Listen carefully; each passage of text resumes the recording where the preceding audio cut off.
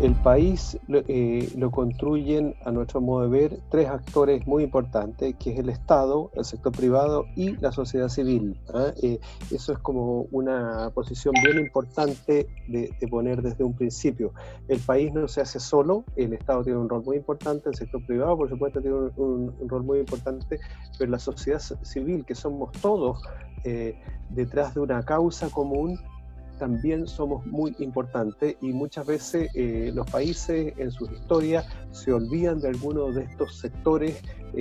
Hay veces que somos más estatistas, hay veces que somos más libremercadistas, por así decirlo, y hay veces que en algunas sociedades se olvida la sociedad civil. Entonces hay que tener un equilibrio entre estos tres actores. Los estudios que hemos hecho nosotros para Chile y también a nivel internacional, la sociedad civil tienen varios roles bien importantes. Uno es anticipatorio. De alguna manera la sociedad civil, por estar en terreno, por ser más flexible, por estar más diversificada, se le permite conocer más la realidad del terreno. El Estado tiene restricciones, tiene complejidades que no puede superar a veces por sus trabas administrativas. La sociedad civil tiene un rol bien importante en la anticipación.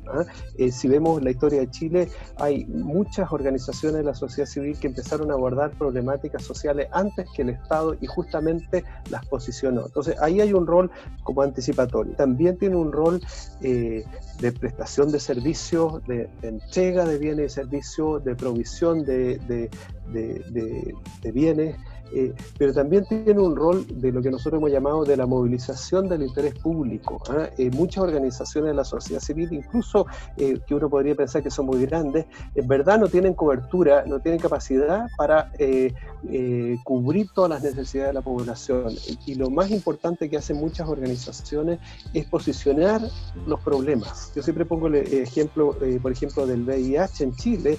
El VIH en Chile se empezó a posicionar fuertemente por organizaciones de la sociedad civil que empezaron a organizarse y decir, esto es una preocupación, y a la retaguardia el Estado se dio cuenta, es un problema de interés público, un problema importante, abordémoslo. El Estado dice, dado que yo tengo esta capacidad instalada, yo soy dueño, entre comillas, dueño de la infraestructura, tengo funcionarios que me responden, yo voy a hacer esto. Pero en verdad necesitamos a la sociedad civil con esta capacidad de colarse entre los intersticios que muchas veces precisamente el Estado no alcanza a ver.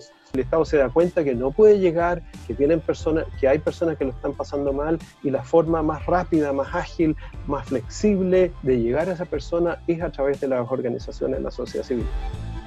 Todas esas organizaciones, por supuesto que a partir de la pandemia, no han podido prestar los servicios de la forma como lo establece formalmente el convenio que hay con el Estado, no pueden hacer las rendiciones con el detalle o con la indemnización que les requería el convenio. Entonces ahí lo que estamos viendo, es decir, sugiriéndole al gobierno, porque no es resorte nuestro, por supuesto, es sugiriéndole al gobierno cómo se podrían flexibilizar algunos de estos procesos administrativos ahora, dada la contingencia.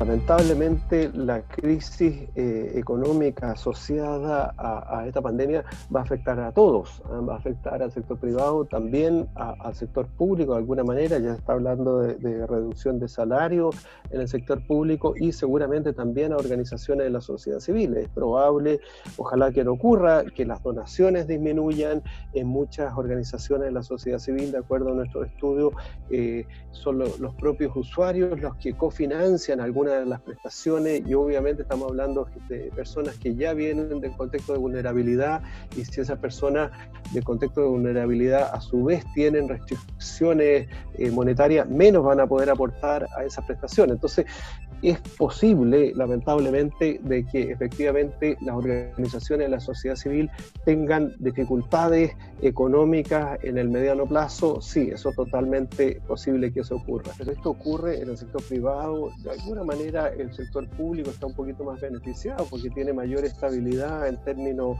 de sus ingresos, pero claramente todo esto genera un rango de incertidumbre, y me imagino que para muchas organizaciones, sobre todo las más las más pequeñas.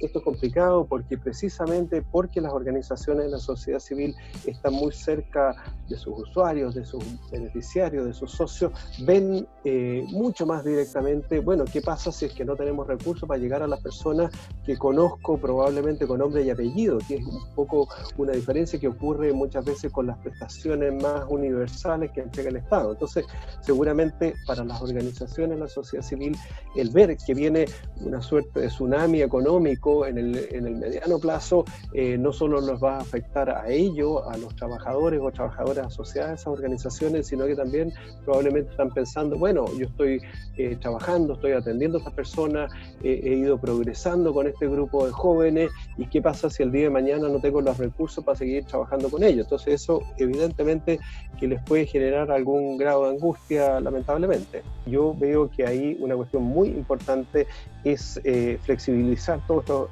estos criterios, y eso yo creo que por parte del Estado, del gobierno en este minuto hay conciencia, pero claro, hay una legislación que es bien rígida, y ahí hay que empujarla con mucha fuerza. Nosotros tenemos un trabajo bien largo donde revisamos los dictámenes de la Contraloría, las formas de rendición, en fin, un montón de restricciones, y que se supone en la ley que el Estado llama a estas organizaciones colaboradoras, pero en la práctica esa colaboración se mira con bastante desconfianza. Ojo, esto es en cualquier gobierno, ojo, que esto viene de antes. Entonces, yo creo que idealmente esta relación tiene que ser primero mucho más colaborativa, poniendo el fin por la cual estamos colaborando, y por supuesto con algún grado de formalidad, pero no tan rígida.